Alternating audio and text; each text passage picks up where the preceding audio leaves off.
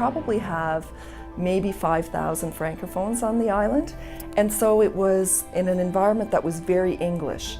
And growing up, I'm embarrassed to say this, but I was not proud of my language and my culture, which is really embarrassing to say today.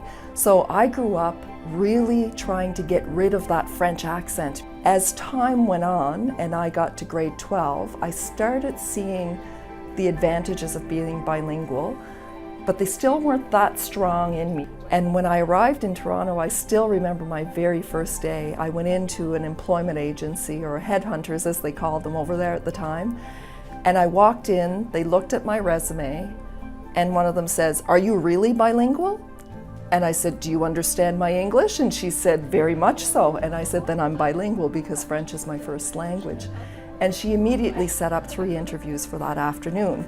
Even moving back to Prince Edward Island, I saw so many opportunities, even in my job today.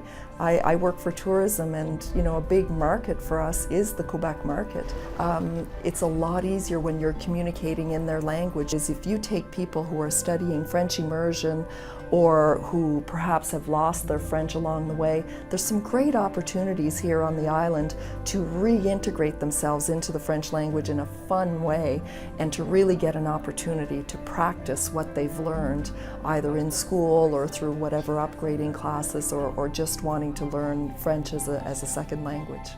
I feel we need to challenge ourselves, and we need to remember that it is not only an advantage, but from a job perspective, but it goes beyond that. It makes you a little bit more worldly.